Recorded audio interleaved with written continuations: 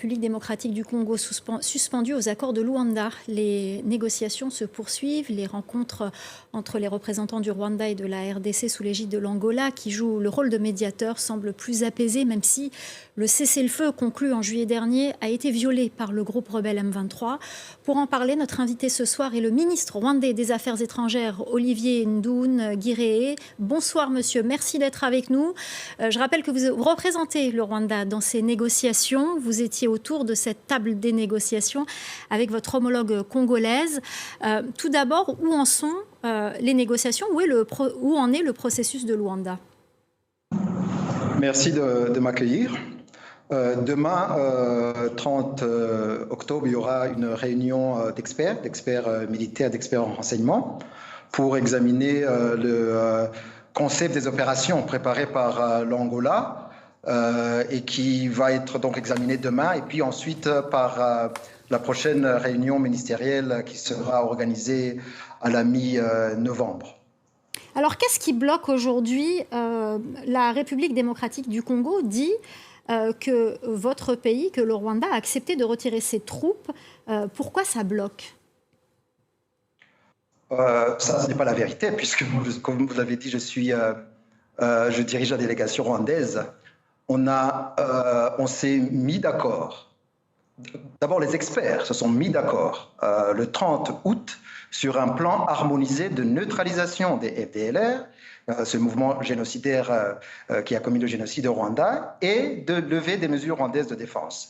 Et ce plan a été présenté au ministre lors de la 4e réunion ministérielle le 14 septembre, et le Rwanda l'a accepté, la ministre de la RDC l'a rejeté, alors que ce plan avait été approuvé par le chef des renseignements militaires de la RDC. Mais plus tard, dans la réunion suivante, la réunion ministérielle, on a pu débloquer la situation et confier aux facilitateurs la tâche de préparer ce concept des opérations qui va être examiné demain par les experts.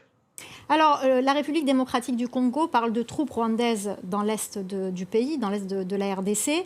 Vous parlez de moyens de défense déployés sur le terrain actuellement. Que sont ces moyens concrètement?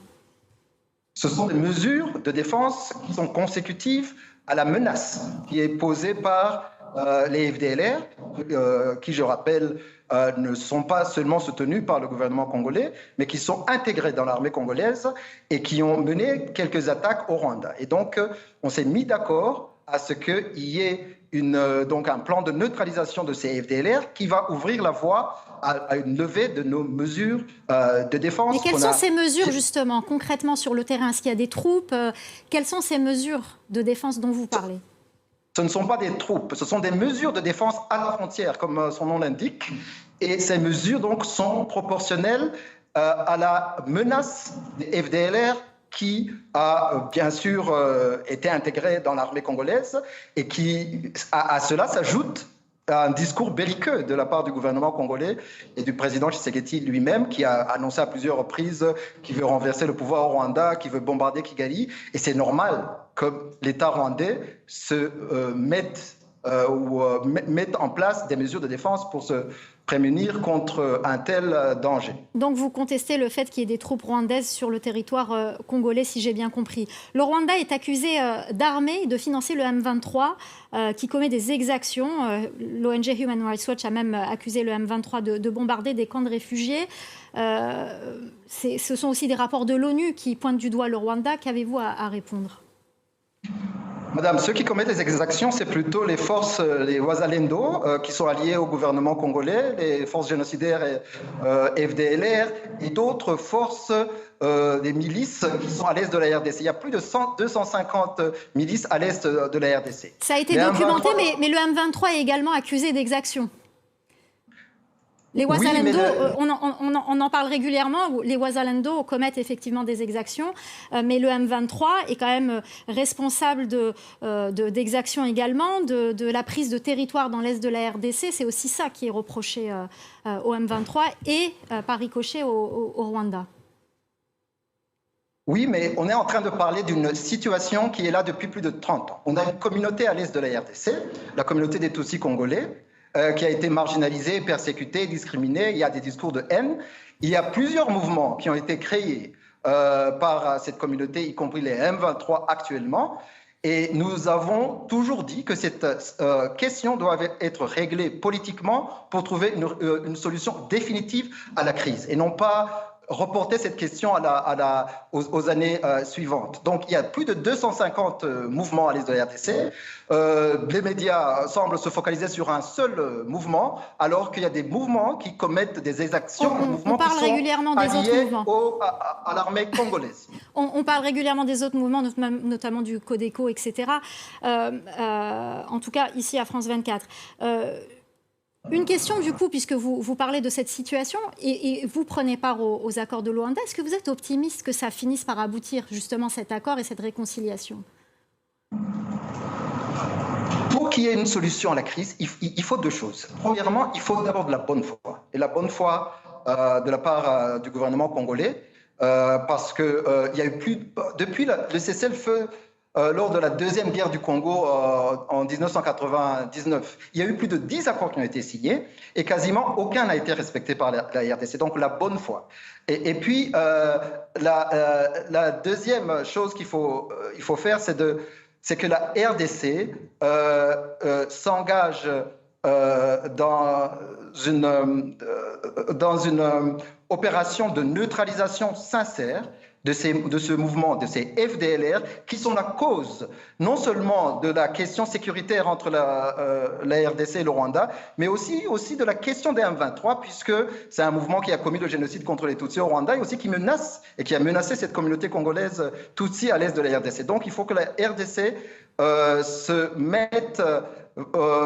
s'engage résolument dans une résolution pacifique, politique, de bonne foi de cette crise à l'est de la RDC. Alors, on parle de ces relations compliquées entre le Rwanda et la RDC.